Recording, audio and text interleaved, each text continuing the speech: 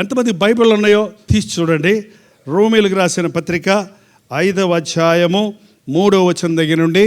అంతేకాదు శ్రమ ఓర్పును, ఓర్పు పరీక్షను, పరీక్ష నిరీక్షణను కలుగజేయనని ఎరిగి శ్రమల యందు అతిశయపడుదము. ఈ రోజున ఇటువంటి వర్తమానాలను మనం వినడం లేదు. ప్రభువును నమ్ముకుంటే ఆశీర్వాదాలు, స్వస్థతలు, అభివృద్ధి, దీవెన, సంతోషం, సమాధానం, ఎన్నెన్నో మేలులు అన్న విషయాల గురించి మనం కోకొల్లలుగా వర్తమానాలు వింటున్నాం.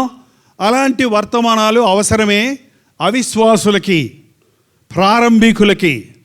అయితే క్రీస్తు ప్రేమను రుచి చూచిన వారు, క్రీస్తు చేత ఆశీర్వదించబడిన వారు, ఆధ్యాత్మిక జీవితంలో అభివృద్ధి పొందుతున్నవారు, ఇప్పటికే దేవుడు నాకు మేలు చేశాడు అని సాక్ష్యాలు చెప్పేవారు నేర్చుకోవలసిన పాఠాలు ఏంటంటే, మేలులోనే కాదు కీడులో కూడా, సంతోషంలోనే కాదు దుఃఖంలో కూడా, అన్నీ బాగున్నప్పుడే కాదు ఏమీ లేనప్పుడు కూడా యేసునందు ఆనందించటం క్రైస్తవత్వం యొక్క సారమే అది.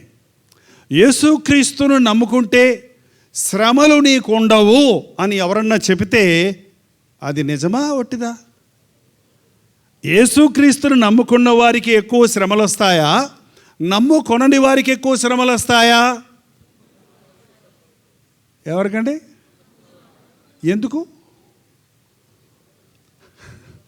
నమ్ముకోని వాళ్ళకి శ్రమలు వస్తే దెబ్బకు దెబ్బ, మాటకు మాట, కక్ష తీర్చుకుంటారు, పగ సాధిస్తారు, తిట్టేవాళ్ళని తిడతారు, కొట్టేవాళ్ళని కొడతారు, అంటే మళ్ళీ తిరిగి అంటారు.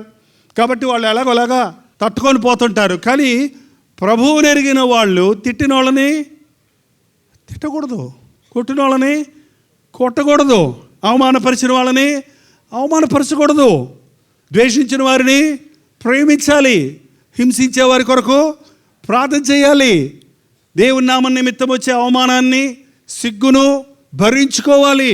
నా నిమిత్తమై జనులు మిమ్మల్ని నిందించి హింసించి మీ మీద చెడ్డ మాటలలో పలుకున్నప్పుడు మీరు కూర్చుండి ఏడవండి. కాదు కదా? మరి ఎందుకు ఏడుస్తున్నారు కొంతమంది? నన్నే అంటున్నారు ఏంటండి? మీరు సంతోషించి గంతులు వేయండి, పరలోకమందు మీకు ఫలము అధికమగును. యేసుప్రభు బిడ్డలు ఎవరిలాగా ఉండాలి?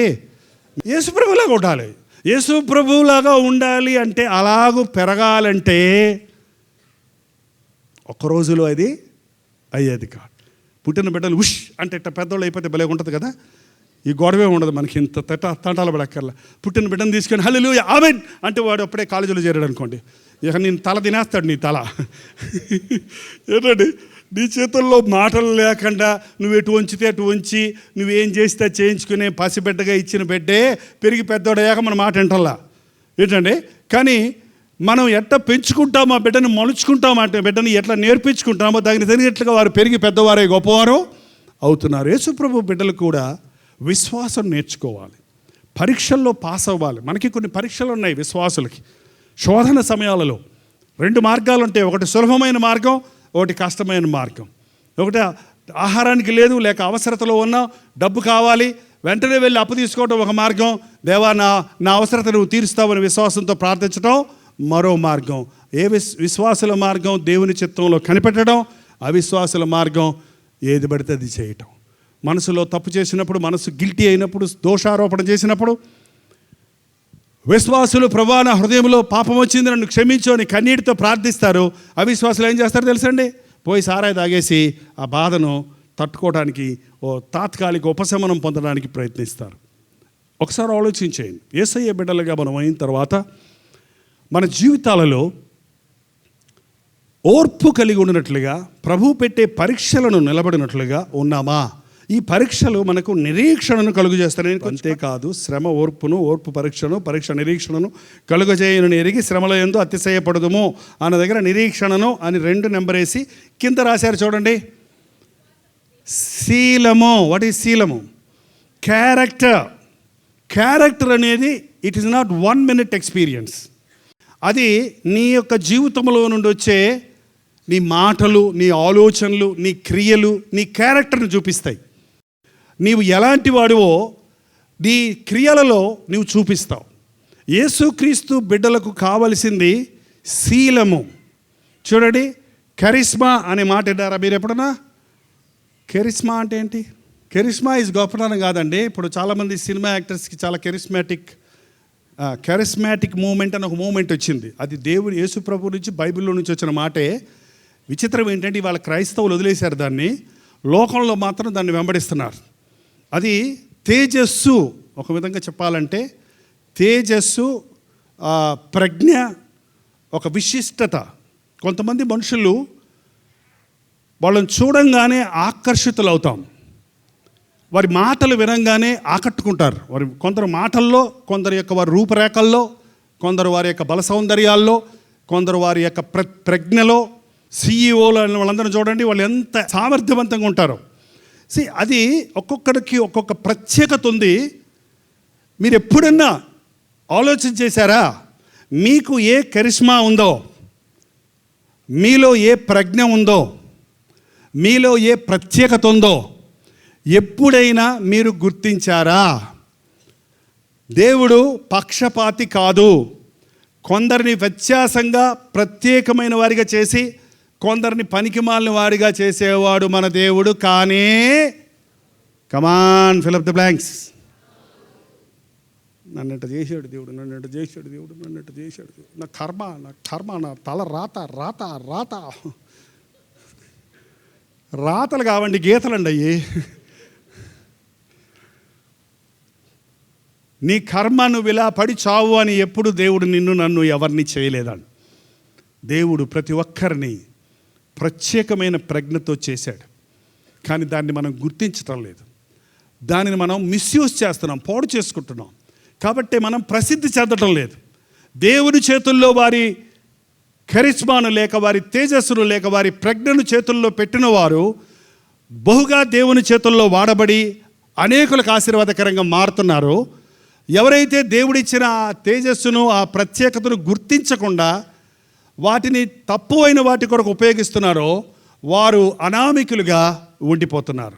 నేను గబక్కడ బైబిల్లో కొన్ని రిఫరెన్సులు చెప్తున్నాను. ఒక్క నిమిషం బైబిల్ వాళ్ళు తిప్పి చూడండి, లేకపోతే చెవులు రెండు రిక్కించి నేను చదివే వాక్య భాగాలు వినండి.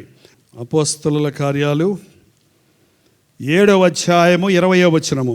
ఆ కాలమందు మోషే పుట్టెను, అతడు దివ్య సుందరుడై తన తండ్రి ఇంట 3 నెలలు పెంచబడను. తరువాత బయట పారవేయబడినప్పుడు ఫరో కుమార్తె అతను తీసుకుని అతని కుమారునిగా పెంచుకొనెను. మోషే ఐగుప్తీయుల సకల విద్యలను అభ్యసించి మాటల యందును కార్యముల యందును ప్రవీణుడై ఉండెను. ఏంటండి? మాటల యందును కార్యముల యందును ప్రవీణుడై ఉన్నాడు. కాబట్టి ఐగుప్తు రాజై ఉంటే భలే ఉండేది కదండి. ఐగుప్తు రాజుగా ఉండటానికి ఆయన నిర్ణయించుకోలేదు. మోషే పెద్దవాడైనప్పుడు ఐగుప్తు ధనము కంటే క్రీస్తు విషయమైన నింద గొప్ప భాగ్యమని ఎంచి అల్పకాల పాప భోగము అనుభవించడం కంటే దేవుని బిడ్డలతో శ్రమ అనుభవించటం మేలని ఎంచుకున్నాడు. కాబట్టి దేవుని చేతుల్లో అద్భుతాలను చేసే గొప్ప నాయకుడిగా, అనేక లక్షల మందిని విడిపించగలిగిన నాయకుడిగా ఆశీర్వదించబడ్డాడు. పరలోకపు శక్తిని భూలోకానికి దింపగలిగిన దైవజనుడయ్యాడు. ఈ రోజున నీకున్న సామర్థ్యం ఏదైనప్పటికీ, నీకున్నటువంటి ప్రత్యేకత ఏదైనప్పటికీ, నీకున్నటువంటి ఆ యొక్క ప్రజ్ఞ ఏదైనప్పటికీ, అది నీవు దేవుడి చేతుల్లో పెడితే ఆ క్యారెక్టర్ ఈజ్ వెరీ ఇంపార్టెంట్. నాకున్న అందాన్ని నేను పాపం కోసం అమ్ముకోను, నాకున్న తెలివిని నేను మోసాలు చేయడానికి ఉపయోగించను, నాకున్నటువంటి బలాన్ని నేను అవతలవాడి ప్రాణాలు తీస్తానికి ఉపయోగించను అనే ఒక తీర్మానం చేసుకోవాలి. దానియేలు కూడా అందమైన వాడే, 10 అంతలు శ్రేష్ఠం కలిగిన వాడు. అతన్ని చూసినప్పుడు అతని ముఖం కలగాను సౌందర్యముగాను ఉందని వాక్యంలో చూస్తున్నాం. కానీ అతడు తన దేహాన్ని పవిత్రంగా కాపాడుకున్నాడు. రాజుగారి భోజనం, రాజుగారి మత్తు పదార్థాలు ఓరకనే వస్తాయి తినవయ్యా అంటే నాకొద్దు, నేను నా శరీరాన్ని దేవుని కొరకు పరిశుద్ధంగా ఉపయోగిస్తానని తన శరీరమును అపవిత్రపరచుకొనకూడదని తీర్మానం చేసుకున్నాడు. ఈ రోజున ఎంతమంది మీ దేహాలు దేవుని కొరకు ఇవ్వబడినవని గుర్తిస్తున్నారు? మీరు విలువ పెట్టి కొనబడిన వారు, మీరు దేవుని సొత్తు. మీ దేహములతో దేవునిని మహిమపరచాలని దేవుని వాక్యం సెలవిస్తూ ఉంది. ఈరోజు నేను చెప్పబోయే ముఖ్యమైన అంశం ఏంటంటే, నీలో ఏదో ఒక్కటైనా కనీసం ఒక ప్రత్యేకత ఉంది. అది ఎప్పుడైనా నువ్వు గుర్తించావో లేదో నాకు తెలియదు. నీకెవరైనా క్లోజ్ ఫ్రెండ్స్ కానీ లేదు మీ అమ్మ నాన్న కానీ అడిగితే, అమ్మ నాలో ఉన్న ప్రత్యేకత ఏంటని మీ అమ్మని అడగండి, కరెక్ట్గా చెప్తుంది. చిన్నప్పటి నుంచి వస్తుంది నిన్ను. నా వీక్నెస్ ఏంటని కూడా అడగండి, ఎందుకైనా మంచిది. ప్రత్యేకత అని చెప్పేస్తే అది చెప్పేస్తే మరి గర్వం వచ్చేస్తుంది. అమ్మ నా వీక్నెస్ ఏంటి అని అడగండి. నా టెంపర్, నా యొక్క నేను తట్టుకోగలిగిన నాలో ఉన్న ప్రత్యేకత అడగండి. తప్పకుండా ఏదో ఒక ప్రత్యేకత మీలో ఉంది. నాలో ఉన్న ప్రత్యేకత నేను గ్రహించుకున్నాను అన్నవాళ్ళు ఉంటే చేయి చూపించండి. మిగిలిన వాళ్ళు వీళ్ళు ఇంకా పరీక్షలోనే ఉన్నారనమాట, నిరీక్షణలోకి వెళ్ళలేదన్నమాట. ఏంటంటే ఓర్పు పరీక్ష నిరీక్షణను కలుగజేస్తుంది. నీ వీక్నెస్ని నీ స్ట్రాంగ్ పాయింట్గా దేవుడు చేస్తాడండి, గుర్తుపెట్టండి. మోషేకు ఒక వీక్నెస్ ఉంది, తెలుసా మీకు అదేంటో? ఏంటండి? ఉక్కురుషం. ఆడిద్దరు కొట్టుకుంటుంటే వెళ్ళి కొట్టి చంపేశాడండి. కంగారు తొందరపాటు వాడిద్దరు కొట్టుకుంటుంటే వెళ్ళి కొట్టి చంపేయటం అంతలోకే. అంత కంగారు పడిపోయే అంత కోపం. కానీ ఏమయ్యాడో తెలుసా? దేవుడి చేతుల్లో పడ్డప్పుడు నా సేవకుడైన మోషే మిక్కిలి సాత్వికుడు. ఇప్పుడు నత్తి అని మీరు అన్నారు, కానీ ఇక్కడ వాక్యంలో ఏమందంటే మాట యందును కార్యముల యందును ప్రవీణుడై ఉండెను. అది నత్తి అని మనం అనుకుంటున్నాం, కానీ మోషే అనుకుంటున్నాడు. ఏదో వంక చెప్పి దేవుడి దగ్గర తప్పించుకుందామని నేను చెప్పాడు అనుకుంటున్నాను నేను. ఇప్పుడు నాకు కూడా అప్పుడప్పుడు నత్తి వస్తుంది. ఈ మధ్య మంచిలు దాకపోతే నత్తి వస్తుంది. కంగారుగా మాట్లాడుతుంటే నత్తి వస్తుంది. నా దగ్గరకు వచ్చి నా కోసం ప్రార్థన చేయడం అంటే అంటాను, కంగారు పడకయ్యా, మెల్లగా మాట్లాడండి. మెల్లగా మాట్లాడితే బాగా మాట్లాడతాడు. మెల్లగా మాట్లాడితే భయపడిపోయి కంగారు పడిపోయి అంటారు అంతే. చూసారా? మన బలహీనతను బలంగా మారుస్తాడు. ఒకవేళ మోషేకి నత్తి ఉందో లేదో నాకు తెలియదు, కానీ తనే చెప్పాడు నత్తని, కానీ బైబిల్ చెప్పడం లేదు ఎక్కడ. ఏంటంటే మనం ఒక్కోసారి ఓవర్ ఇన్ఫీరియారిటీ ఉంటుంది మనకి. చాలాసార్లు మనకి ఇన్ఫీరియారిటీ ఎక్కువ. ఈ రోజుల్లో నాలో శ్రేష్టమైంది ఏంటి అని గుర్తించడానికి బదులు నాలో వీక్నెస్ ఏంటో తలంచుకొని నాకు ఈ వీక్నెస్ ఉంది, నాకు ఈ వీక్నెస్ ఉంది, నాకు ఈ వీక్నెస్ ఉంది, నాకు ఈ వీక్నెస్ ఉంది, నాకు ఈ వీక్నెస్ ఉంది, నాకు ఈ వీక్నెస్ ఉంది అని దాని గురించే టెన్త్ తప్ప మన అబ్బాయి ఏడుస్తా ఉన్నాడు వచ్చేసి. ఎందుకే అంటే ఏడుస్తున్నాడు? టెన్త్ తప్ప మళ్ళీ రాసి తప్ప మళ్ళీ రాస్తా. ఏంటండి 10th తప్పిన వాళ్ళందరూ గొప్పవాళ్ళు అవ్వలేదా ఏంటి? అంటే పరీక్షల్లో వాడు ఇచ్చే 10th క్లాస్ సర్టిఫికెట్టే ముఖ్యమా? నీకు అంతకంటే మించిన ప్రవీణత ఏదో ఉంది. పిల్లలు ఊరికే చదువు అని రుతకండి. చదివితే మంచిదే. చదువు మీద కాకుండా వారికి ఇంకా వేరే వాటి మీద క్రియేటివ్ మైండ్స్ ఉంటాయి కొంతమందికి. అది వాళ్ళకంతా చదువు అంతా చాలా చీప్, అందుకే చదవరాళ్ళు. ఇదంతా అలాగ ఉంటాయి అన్నమాట చదువు వాళ్ళకి. వాళ్ళు ఏదో చేద్దాం అనుకుని పెద్ద సైంటిస్ట్ అవుదాం అనుకుంటాడు, వాడు పెద్ద ఇన్వెన్షన్ చేద్దాం అనుకుంటాడు అనమాట. సో వాళ్ళ బ్రెయిన్ వదిలిపెట్టండి. ఏంటి ఒక బలహీనతను గుర్తు చేసుకోకండి. బలహీనతను గురించి ఏది లేదో దానికోసం బాధపడకండి. ఏది ఉందో దాని విషయమే ప్రభువుని స్తుతించండి.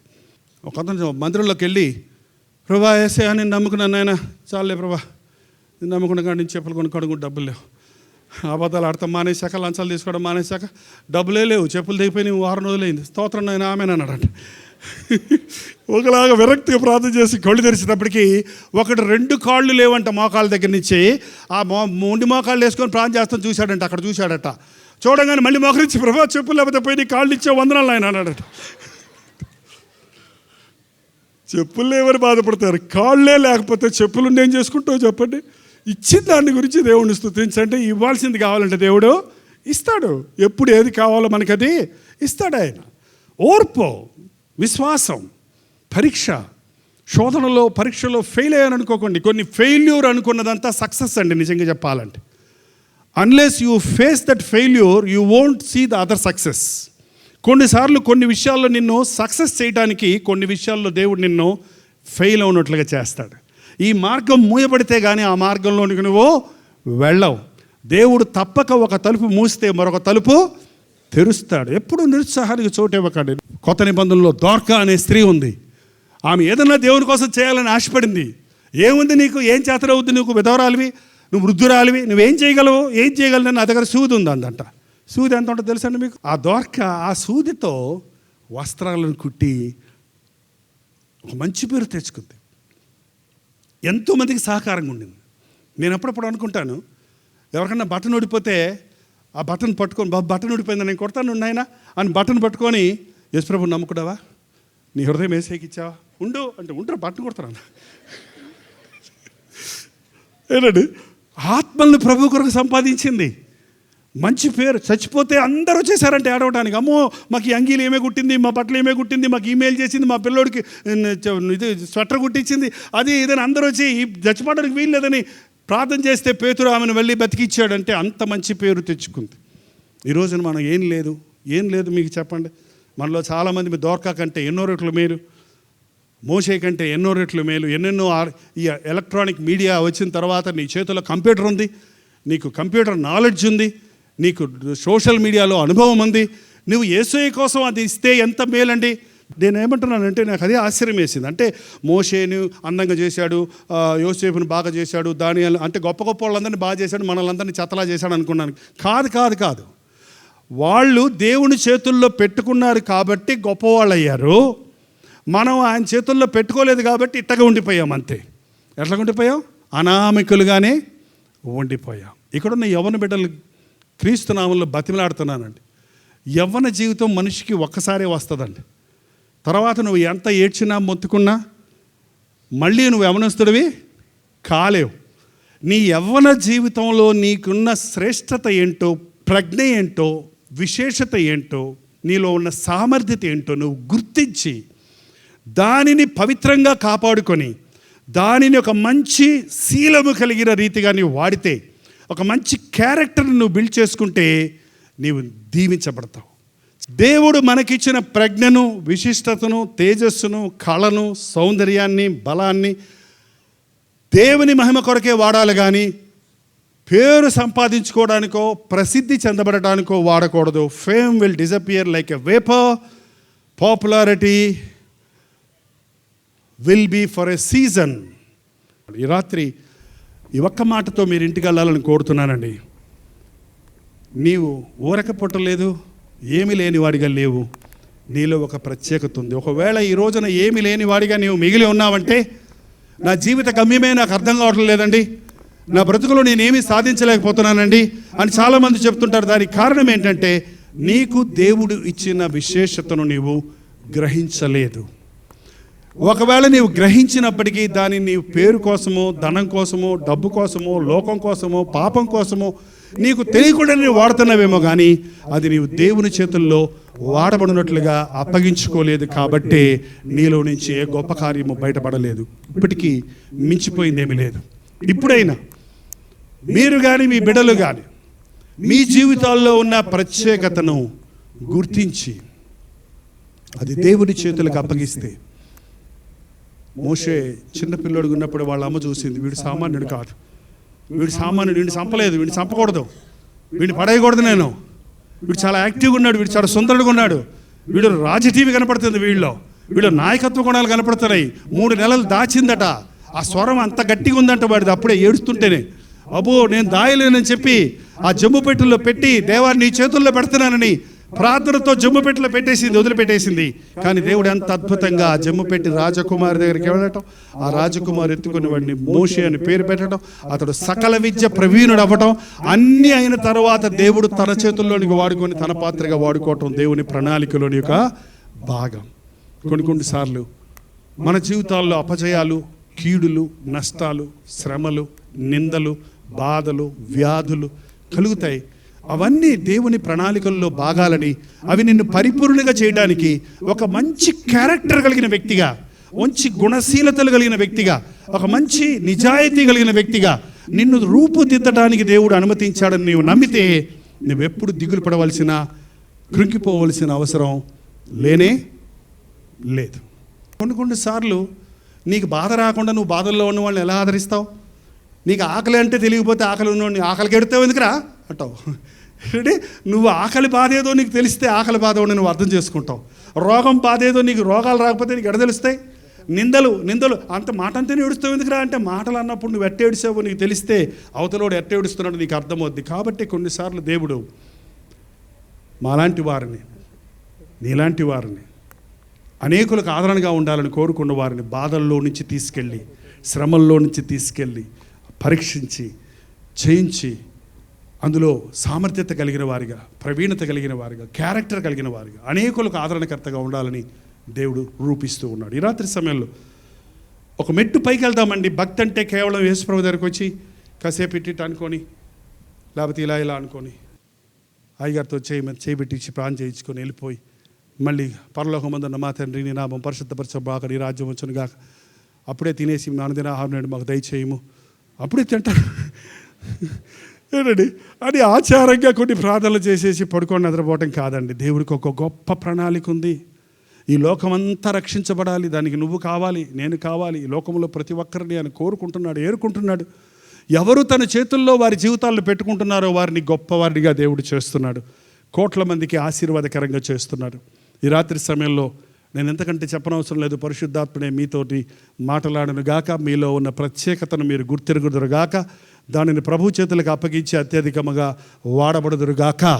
దయచేసి లేచి నిలబడండి. ప్రార్థన ఆశీర్వాదాలతో మనం మీటింగ్ ముగించుకుంటున్నాం.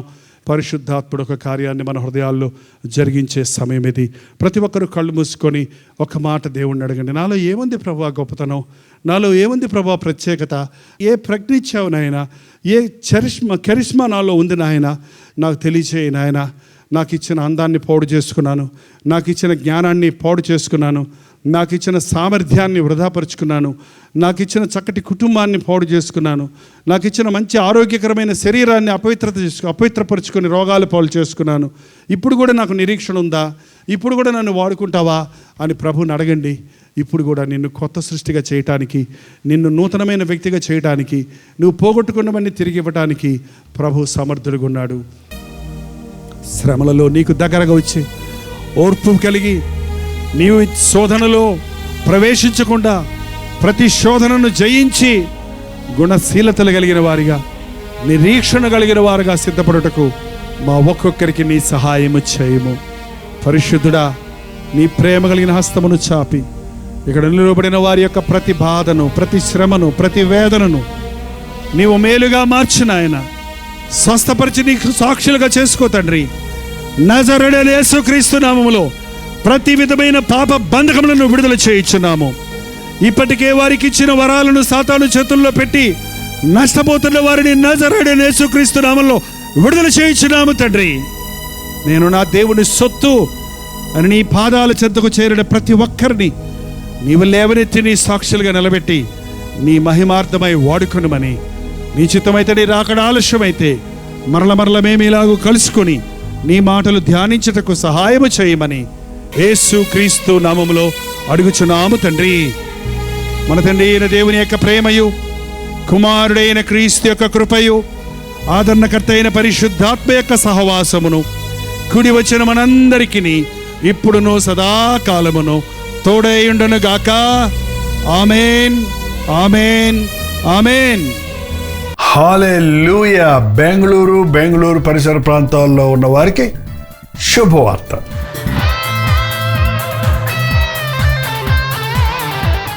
ప్రభు చిత్తమైతే బెంగళూరులో మే నెల 28వ తారీఖున ఒక ప్రత్యేకమైన 1 డే గెట్ టుగెదర్ను మీ కొరకు ఏర్పాటు చేస్తున్నాం.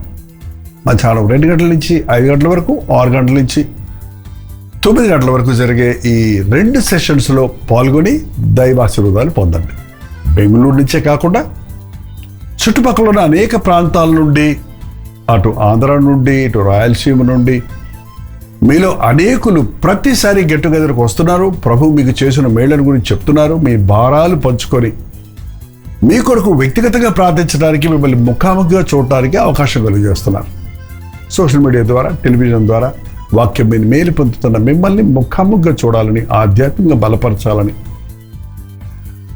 బెంగళూరు వస్తున్నాం. ఈ 1 డే గెట్ టుగెదర్ దేవుని సన్నిధిలో మనం గడుపునట్లుగా, దేవుని ఆత్మ కార్యాలు చూచినట్లుగా, ఆయన సందేశాన్ని విని ఆనందించినట్లుగా రండి, పాల్గొనండి. మరి ముఖ్యంగా ప్రార్థించండి. మీ స్నేహితులకి, బంధువులకి అందరికి కూడా తెలియచేయండి. ఈసారి చిరునామా మారింది, గమనించండి.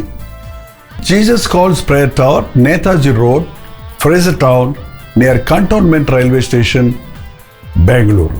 ఇంకా విషయమై వివరాలు కావాలంటే QR కోడ్ స్కాన్ చేసుకోండి, లేక 8939393939 నెంబర్కి మీరు కాల్ చేయండి. తప్పకొస్తారు కదా. మీ స్నేహితుల్ని, బంధువుల్ని అందరినీ పిలుచుకోండి. మీ కొరకు ప్రత్యేకంగా ప్రార్థన చేయడానికి దేవుని వాక్యంతో మిమ్మల్ని బలపరచుటకు మేము ఆశిస్తున్నాం. రండి, పాల్గొనండి, దైవాశీర్వాదాలు పొందండి.